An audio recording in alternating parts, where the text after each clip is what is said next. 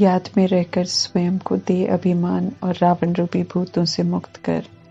बुद्धि को पवित्र स्वच्छ बनाकर दैवी गुणों की धारणा कर आत्म अभिमानी बनने की मेहनत करते हुए मीठे सतयुगी दैवी झाड़ का सैपलिंग लगाने में परमात्मा का मददगार बनने की रहम दिल परमात्मा की हम रूप बसंत आत्माओं के लिए आज की मुरली से शिक्षाएं। झूठी माया पुरानी दुनिया के आकर्षण और विकारों की दुनिया के आकर्षण में आराम से जीने के मायावी प्रलोभन की लोरी सुनाकर परमात्मा से विस्मृत होकर जीने को कहती है। शुभ चिंतक सत्य परमात्मा अज्ञानता की नींद से जगा कर कहते हैं कि माया के मायावी स्वरूप को पहचानो, अब जागरूक हो जाओ, समय समीप आ रहा है सृष्टि परिवर्तन का। इसलिए बेहद की वैराग वृत्ति द्वारा सूक्ष्म और रॉयल मैपन के रूप को अब समाप्त करो, न्यारे प्यारे बनने का वरदान प्राप्त करो। जैसा वर्तमान समय का वायुमंडल है, ऐसे में परमात्मा समझते रहें कि बेहद के वैराग की कितनी जरूरत है। किसी से कोई लगाव ना हो, ये ऐसा समय है। संबंध संपर्क में बुद्धि से सभी से डिटैच रहना न्यारा बनाता है। अटैचमेंट ये न्यारापन छीन लेता है।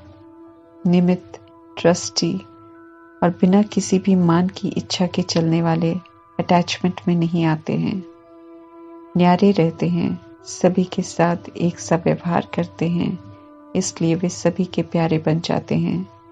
किसी के प्रति भी सूक्ष्म मेरेपन का भान भी नहीं रहता है, परंतु परमात्मा को वर्तमान समय में बच्चों में मेरेपन का रॉयल रूप बढ़ा हुआ दिखाई दे रहा है। शुरू के आदि रतन हर कार्य में प्यारे बाबा कहकर करते थे। सेवा कर संपन्न करने के बाद भी परमात्मा को समर्पण कर देते थे। मधुबन के लिए, सेंटर के लिए वे सदैव कहते थे कि ये बाबा का है और बाबा के सभी बच्चों के लिए है, अर्थात विश्व की सर्वात्माओं के लिए है। परंतु अभी मेरा कार्य है, मेरा स्थान है, मुझे ये साधन भाग्य अनुसार मिला है। इस तरह का रॉयल मेरापन अर्थात परमात्मा द्वारा मिली हुई चीजें और कर्तव्य प्रति भी मेरापन आ गया है। ये सेवाएं, ये स्थान संगम युग में सेवा अर्थ मिले हैं।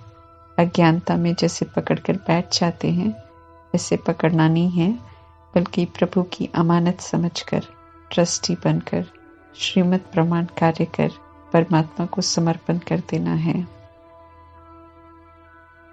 क्योंकि कराने वाले तो परमात्मा ही हैं। साधन भी यूज करने के लिए हैं, उस पर हक नहीं जताना है, क्योंकि ईश्वरीय कार्य जब संपन्न हो जाएगा तो साधन कार्य करना बंद कर देंगे। सृष्टि परिवर्तन होगा तो पुराना सब खत्म हो जाएगा। मेरापन रखेंगे तो बुद्धि उसी में अटक जाएगी। परमात्मा से बुद्धि का योग लगेगा नहीं, फिर फेल हो जाएंगे। धोखा मिलने से पहले ही परमात्मा सावधान कर रहे हैं कि अब रॉयल रूप के मेरेपन को समाप्त कर दो। बेहद की वैराग वृत्ति अपनाओ। कुछ भी मेरा नहीं, शरीर भी मेरा नहीं, तो मेरेपन का रॉयल रूप क्या करेगा? इसे समाप्त कर सदा न्यारे प्यारे रहो।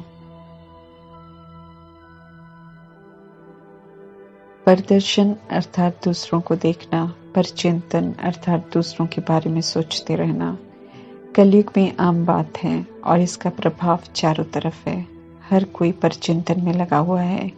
कौन, क्यों, क्या कर रहा है। हम आत्माओं को परमात्मा का फरमान है कि परचिंतन छोड़ो और स्वचिंतन करो, प्रभु चिंतन करो। लेकिन जो परचिंतन चल रहा है दुनिया में, उसके प्रभाव से मुक्त होने के लिए सभी के शुभ चिंतक बनो और सभी के लिए शुभ, शुद्ध, सकारात्मक, कल्याणकारी सोच का शुभ चिंतन करो, ताकि परचिंतन करने वाले भी इस बुरी आदत से छूट जाएं और जिनका परचिंतन हो रहा है वे भी उसके प्रभाव से बचे रहें। विकार रूपी भूत की 63 जन्मों की प्रवेशता है, इसलिए ये पक्के हो गए हैं। इन्हें जड़ से निकालना है। अमृत वेले का समय शक्तिशाली समय है। जब ज्ञान और योग की जागृत अवस्था में रहेंगे तो आत्मा के भान में निराकारी स्थिति में रहकर निराकार परमात्मा से योग लगाएंगे तो उनकी पवित्रता की शक्ति से विकार रूपी भूत भाग जाएंगे। मैं आत्मा हूँ, ये सदैव हमें याद रखना है। आत्मा की पक्की स्मृति से देह का भान और देह अभिमान को फुल स्टॉप लग जाता है। भूत फिर प्रवेश नहीं करते। देह का अभिमान आते ही काम, क्रोध, लोभ, मोह, अहंकार, ईर्ष्या, द्वेष इत्यादि बड़े छोटे विकार सब प्रवेश कर जाते हैं। बड़े छोटे भूतों से मुक्त हो सुखी और शांत रहना है तो परमात्मा कहते हैं कि देही अभिमानी बनने का टेंशन भरा पुरुषार्थ करो। अंतर्मुखी और देही अभिमानी बनने में सुख ही सुख है। परमात्मा पिता है, पिता होने के नाते वे अपना परिचय खुद ही देते हैं और उन्हें पाना कैसे है, अपना बनाना कैसे है और फिर उनसे प्राप्तियां कैसे करनी है। अपने को आत्मा समझ निराकारी स्थिति में रहने से हम परमात्मा से अनुभूति कर सकते हैं। चूंकि आत्मा ही शरीर द्वारा सब कुछ करती है, इसलिए परमात्मा कहते हैं कि आत्म अभिमानी बनो। आत्म अभिमानी बनेंगे तो आत्मा मालिक बन अपने स्वधर्म में रहकर शरीर रूपी राजधानी की कर्मेंद्रियों से और अपनी सूक्ष्म शक्तियों से कार्य कराएंगे तो राइटियस कर्मा ही होंगे। देह अभिमान में आने से आत्मा गुलाम बन जाती है, फिर देह का अभिमान आत्मा से उल्टे कर्म कराता है। अभी आत्मा को समझ मिली है कि शरीर इंस्ट्रूमेंट है जिसके द्वारा पुराने पापों को भस्म करना है और नए पुण्य कर्म करने हैं, दैवी संस्कार धारण करने हैं। आत्मा के सातों गुणों को पुनः इमर्ज करना है अर्थात सतोगुणी बनना है। यहाँ राजयोग सीखकर स्वराज्य अधिकारी बनेंगे तो नई दुनिया में जाकर राजा रानी बनेंगे। कलयुग में सभी में देह अभिमान और 5 विकार हैं जिसके लिए कहते हैं कि काम महाशत्रु हैं। अरदास भी रोज ही करते हैं कि हमें काम, क्रोध, लोभ, मोह, अहंकार से बचाओ, लेकिन सिर्फ मुख से बोलते हैं, समझते नहीं हैं। अभी परमात्मा समझाते हैं कि काम विकार को छोड़ो तो इस पर ही सबसे ज्यादा विरोध करते हैं। बिल्कुल कोई भी विकार नहीं छोड़ना चाहते हैं, इसलिए ईश्वरीय निमंत्रण को भी ठुकरा देते हैं। अज्ञानता के भक्ति मार्ग में सोच, बोल, कर्म का कोई तालमेल नहीं होता है। अभी परमात्मा समझाते हैं कि ये देह का अभिमान और 5 भूत आसानी से नहीं छोड़ेंगे। इन्हें सर्वशक्तिमान के साथ योग लगाकर योग भट्टी में भस्म करना पड़ेगा। रावण को दुश्मन समझते हैं लेकिन रावण को जानते नहीं हैं। परमात्मा ही समझाते हैं कि सूक्ष्म विकार रूपी रावण के 10 सिर सभी को लगे हुए हैं अर्थात सभी की बुद्धि में विराजमान है। कल पहले योग अग्नि अर्थात परमात्मा की याद में रावण रूपी विकारों को भस्म किया है, इसलिए यादगार में रावण को जलाने की रस्म बनी हुई है। विकार दिखाई नहीं देते हैं, इसलिए 10 सिर वाली एफिजी बनाते हैं। बनाने वालों को समझ नहीं है, लेकिन आत्मा के संस्कार में अंतिम प्रत्यक्षता के समय में जो सत्य मालूम चला वो रिकॉर्ड हुआ संस्कार इमर्ज होता है और आत्माएं उसी प्रमाण यादगार बनाती हैं, लेकिन उसकी यथार्थ समझ परमात्मा देते हैं। 10 विकारों पर कल पहले विजय प्राप्त की है, तभी तो जिस दिन रावण को जलाते हैं उसे विजयदशमी कहते हैं। अभी पुनः विकारों पर संपूर्ण विजय प्राप्त कर विजयदशमी मनाने का लक्ष्य हर किसी को परमात्मा ने दिया है। इन भूतों को जीवन से भगाने से ही मुक्ति, जीवन मुक्ति मिलेगी और इन्हें भगाने के लिए परमात्म ज्ञान और योग का इंजेक्शन चाहिए। निराकार परमात्मा हम निराकार आत्माओं को हर बात की समझ दे रहे हैं।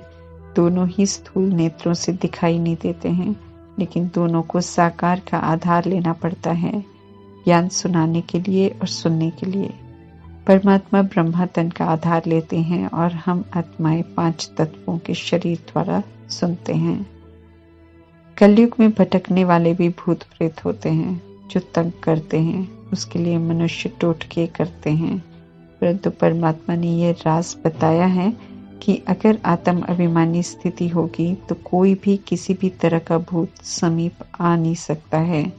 पवित्रता है, आत्मा के भान में है तो शक्तिशाली है, फिर स्थिति भी निर्भयता की होती है।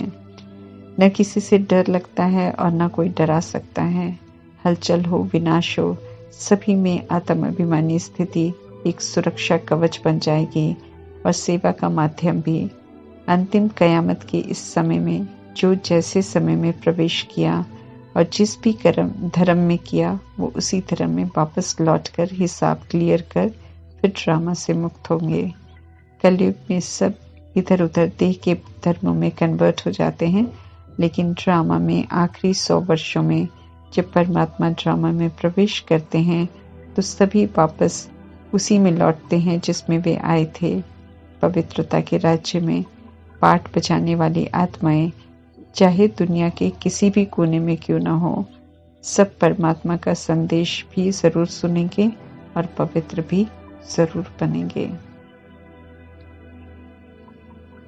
बुद्धि से देह अभिमान का सारा किचड़ा निकालेंगे, उसे पवित्र बनाएंगे, तब ज्ञान अमृत ठहरेगा और तभी याद भी ठहरेगी। देह अभिमान रहेगा तो परमात्मा की याद नहीं ठहरेगी, फिर तो देहधारी ही याद आएंगे। देहधारी याद आएंगे तो परमात्मा के साथ बुद्धि का योग नहीं लगेगा। देहधारियों की याद मायावी है, उसमें मोह होता है, इसलिए उससे सदैव दुख की प्राप्ति होती है। परमात्मा के तो सभी बच्चे हैं और परमात्मा सभी से प्यार करते हैं। उनके प्यार में कोई मोह नहीं होता। उन्हें मालूम है आत्माएं अविनाशी हैं, मरती नहीं हैं। हिसाब किताब भी चुकतू करती हैं तो भी मरती नहीं है, बल्कि पवित्र बन जाती हैं। इसलिए परमात्मा सदा निश्चिंत रहते हैं। जितना परमात्मा से हम योग लगाएंगे अर्थात उनकी याद में रहेंगे, उतना आयु लंबी होती है। आसुरी स्वभाव, खामियां सारी खत्म हो जाती हैं। आत्मा बिल्कुल नई पावन बन जाती है, एकदम तंदुरुस्त हो जाती है। पवित्रता की प्रतिज्ञा कर फिर हमें हार नहीं खानी है। अपकारी पर भी उपकार करना है, अर्थात परमात्मा से संबंध जोड़कर ऊपर उठने में मददगार बनना है।